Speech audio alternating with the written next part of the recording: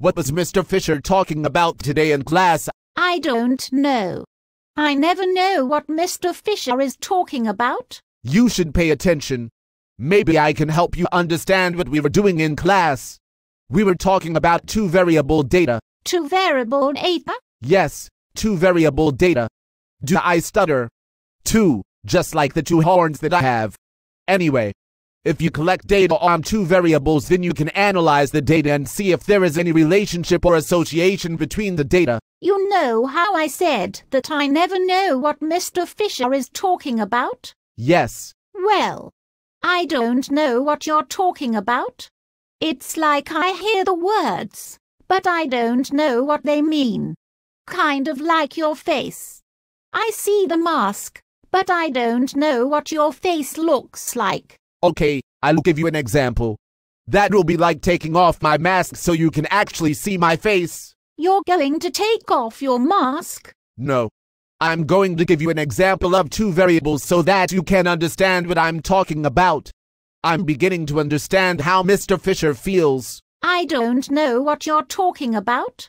I never know what you're talking about. If I collect data on the number of times that students zone out in class and the grades that they get on the test, what do you think the relationship will be? That's easy. The more time that a student is zoned out in class, the lower their grade will be. That's exactly what we're talking about in class.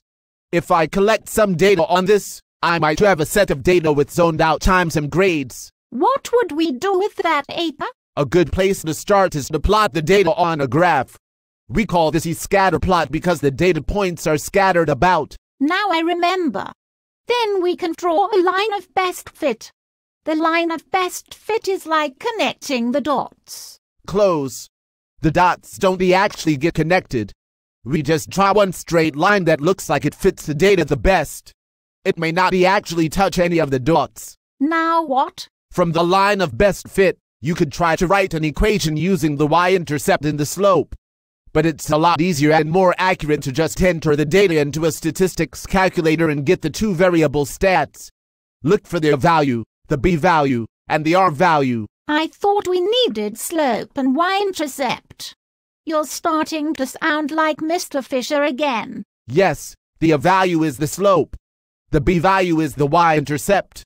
So just put the equation together with y equals the x plus b. So, what is the r value for? The r value is the correlation coefficient. It's a fancy title, but the r value tells you how strong the relationship is between the x and y values.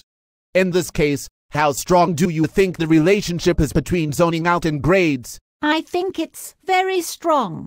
I zone out a lot and I have very low grades. Yes, the relationship is strong. So the r value is close to -1. Why is the r value negative? The r value is negative because when zoning out increases, your grades decrease. So if one variable goes down when the other variable goes up, then the r value is negative? Bingo.